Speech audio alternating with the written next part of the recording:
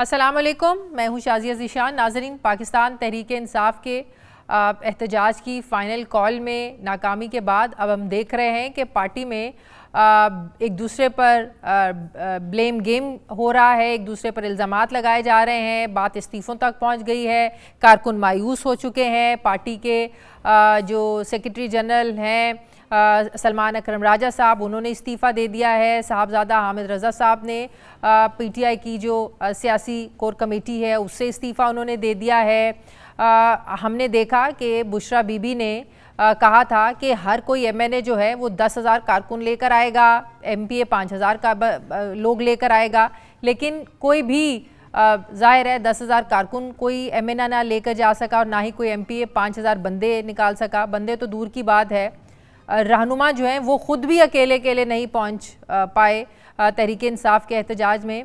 ये हमें बताने की ज़रूरत नहीं है कि वही तहरीक इंसाफ है नाजरीन जिसके लिए बंदे निकालना कोई बड़ी बात नहीं होती थी, ज़रूरत नहीं पड़ती थी बंदे निकालने की या कहने की कि फ़लाँ इतने बंदे लेके आए, फ़लाँ एमपी एमएनए इतने बंदे लेके आए। सिर्फ एक कॉल होती थी इमरान खान की, और ये भी इमरान खान की कॉल पर ही फ़ाइनल कॉल दी गई थी, एहतजाज धरने का कहा गया था। ये वही तहरीक इंसाफ है जिसमें इमरान खान की कॉल पर कोई भी पंडाल को भरना कोई मसला नहीं होता था। लेकिन यहाँ अगर मैं ये कहूँ कि पीटीआई रहनुमा सोशल मीडिया पर एहतजाज की मुहिम चलाते रहे और ख़ुद वो मंजर से गायब रहे तो ये कहना गलत नहीं होगा। कहा जा रहा है कि बुशरा बीबी और अली अमीन गंडापुर जिस तरीके से एहतजाज को धरने को छोड़कर गए उन पर बहुत ज़्यादा तनकीद हो रही है। डी चौक पर जाने की ज़िद भी बताया जा रहा है कि बुशरा बीबी की ही थी। बुशरा बीबी और जो है केपीके के सीएम अली अमीन गंडापुर, इनके दरमियान भी इख्तलाफ हुआ, इनके दरमियान भी तकरार हुई। ये कहा जा रहा है कि ये जब चुंगी नंबर 26 पर पहुंचे तो कहा गया कि आप यहीं पर रुक जाएं, लेकिन बुशरा बीबी बज़िद रहीं और वहाँ पर भी बड़ी तकरार हुई और उन्होंने कहा कि अगर यहाँ पर आप रुकेंगे तो मैं पैदल जो है ना वो निकल के यहाँ से चली जाऊँगी। तो इस बात पर भी काफ़ी देर जो था वो लोगों का जो एक काफ़िला था वहाँ पर 26 नंबर चुरंगी पर काफ़िला काफ़ी देर रुका रहा, सिर्फ इस वजह से कि बुशरा बीबी आगे जाना चाहती थी, लेकिन अली अमीन गंडापुर और पार्टी के जो दूसरे लोग थे वो कह रहे थे कि हमें अभी फ़िलहाल यहीं रुकना चाहिए, हमें ज़्यादा आगे नहीं बढ़ना चाहिए। लेकिन दूसरी तरफ हमने वो भी मंजर देखा जब रात को सारी लाइटें वगैरह बंद हो गई और पता चल गया कि हुकूमत अब कुछ करने वाली है, और जब बहुत कुछ हो गया वहाँ पर तो उसके बाद हमने देखा कि अली अमीन गंडापुर और बुशरा बीबी किस तरीके से एहतजाज को छोड़कर, नहते लोगों को छोड़कर भाग गए। फिर केपीके में सियासी कमेटी का इजलास हुआ जो उस पर एहतजाज भी हुआ, जिस पर बुशरा बीबी इत्तलात के मुताबिक कहा जा रहा है कि वो शरीक हुई।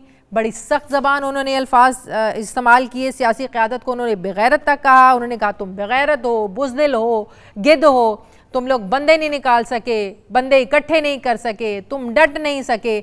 जिसके बाद हमने देखा सलमान अकरम राजा साहब का भी इस्तीफ़ा आ गया। उन्होंने कहा कि इमरान खान के हम जो है ना उनको जवाब दे हैं, इमरान खान की फैमिली को हम जवाब दे नहीं हैं। बुशरा बीबी के एहतजाज पर जाने पर भी पार्टी जो थी वो भी तकसीम थी, डिवाइडेड थी।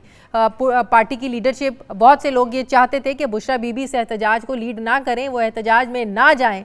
इस बात पर भी जब 24 नवंबर को सुबह ये खबरें आना शुरू हो गई थी कि जो अली अमीन गंडापुर साहब हैं उन्होंने कहा था कि बुशरा बीबी का सियासत से कोई ताल्लुक नहीं है, इमरान खान साहब का जो फैसला है हम उसी पर मानेंगे। लेकिन फिर वही बात कि बुशरा बीबी ही एहतजाज में जाना चाहती थी। लेकिन नाज़रीन, इसका बहाल क्या है? तहरीक इंसाफ हमेशा मुज़ाकरात की बात करती थी, लेकिन मुज़ाकरात वो शुरू करना चाहते थे। उनकी मुतालबा पहला ये होता था कि सबसे पहले ये हुकूमत जो है वो इक़्तिदार छोड़े, इमरान खान को रिहा करे तो आगे कोई बात होगी।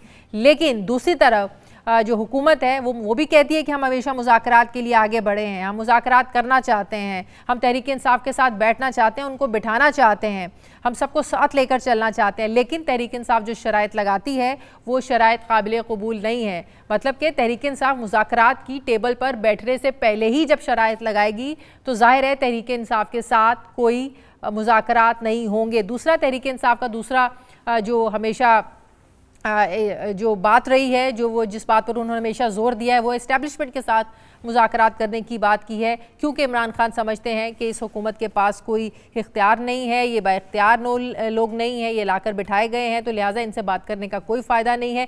दूसरी तरफ इस्टेब्लिशमेंट उनसे बात करने के मूड में नहीं है। तो अब देखना ये है कि तहरीक-ए-इंसाफ की ये जो स्ट्रैटेजी थी एहतजाज की फ़ाइनल कॉल की, क्या ये आखिरी होगी या इसके बाद फिर तहरीक-ए-इंसाफ जो है वो एहतजाज की कॉल देगी। और लोग सबसे बढ़कर ये है कि जब आप कारकुन आपके साथ लॉयल है, जो हमने तहरीक-ए-इंसाफ के कारकुन को उनके साथ लॉयल देखा है, तहरीक-ए-इंसाफ की कॉल पर, तहरीक-ए-इंसाफ की क़यादत की कॉल पर कारकुन हमेशा निकला है। पिछली बार भी अली अमीन गंडापुर साहब ने तहरीक-ए-इंसाफ के जो कारकुन थे उनको धोखा दिया। इस बार हमने ऐसे मंजर भी देखे थे कि तहरीक-ए-इंसाफ के जो कारकुन थे वो अली अमीन गंडापुर को उन्होंने घेरे में डाल दिया। उन्होंने कहा मैं बाथरूम जाना चाहता हूँ, उन्होंने नहीं जाने दिया।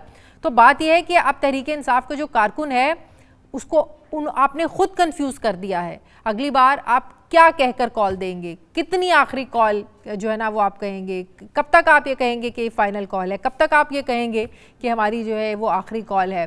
तो बात ये है कि अगर हुकूमत को भी आगे बढ़ना है, क्योंकि हुकूमत के पास ताकत है और ताकतवर के पास हमेशा इख्तियारात ज़्यादा होते हैं, ताकतवर को हमेशा एक कदम आगे बढ़ना पड़ता है। और जो तहरीक-ए-इंसाफ है यकीनन उनको भी अपने रवैये में लचक दिखाने की ज़रूरत है, उनको भी एक कदम पीछे हटने की ज़रूरत है, हुकूमत को बात करने की ज़रूरत है। लेकिन बात यह है कि जो शहबाज शरीफ साहब ने आज जो अल्फाज इस्तेमाल किए उससे तो नहीं लग रहा, जो हम बात कर रहे हैं कि हुकूमत को आगे बढ़ना चाहिए क्योंकि हुकूमत के पास इख्तियार है, क्योंकि हुकूमत के पास ताकत है, इसलिए वो उनको एक कदम आगे बढ़ना चाहिए। लेकिन हमने देखा कि वज़ीर-ए-आज़म शहबाज शरीफ ने अमन व अमान के हवाले से जिस इजलास को आज चेयर किया उसमें दो टोक अल्फाजों में उन्होंने कहा कि PTI जो है सियासी जमात नहीं, ये फितना है। वो ख़ुद कह रहे हैं कि इनके खिलाफ मुकदमात दर्ज किए जाएँ, इनके साथ आईनी हाथों से निपटा जाए। ये सियासत के नाम पर जो है वो दहशतगर्दी कर रहे हैं, PTI के लोगों पर दहशतगर्दी की दफ़ात लगाकर मुकदमात दर्ज किए जा रहे हैं, लोगों को पकड़ा जा रहा है, लोगों को गिरफ्तार किया जा रहा है। हुकूमत सख्त मूड में नज़र आ रही है। तहरीक-ए-इंसाफ ने पिछले एक हफ़्ते के दौरान जो किया है, 24 नवंबर को जिस तरीके से वो आगे बढ़े हैं, डी चौक की तरफ बढ़े हैं, उसके बाद से लेकर हुकूमत जो है वो तहरीक-ए-इंसाफ के ख़िलाफ़ सख्त मूड में नज़र आ रही है। गवर्नर राज की बातें हो रही हैं, तहरीक-ए-इंसाफ पर पाबंदी लगाने की बातें हो रही हैं। अब देखना ये है कि तहरीक-ए-इंसाफ की अगली स्ट्रैटेजी क्या होगी। और सबसे बड़ा सवाल, क्या इस वक्त तहरीक-ए-इंसाफ की क़यादत में तब्दीली नागुज़ीर हो चुकी है? जैसा कि रऊफ़ हसन साहब ने कहा है कि तहरीक-ए-इंसाफ की क़यादत में तब्दीली पर गौर हो रहा है। अब देखना यह है कि तहरीक-ए-इंसाफ जो है वो इमरान खान की रिहाई के लिए जो फ़ाइनल कॉल थी वो तो नाकाम हो गई। अब इमरान खान की रिहाई के लिए आपको यकीनन मुज़ाकरात की तरफ ही आगे बढ़ना पड़ेगा। मुझे इजाज़त दीजिए, अल्लाह हाफ़िज़।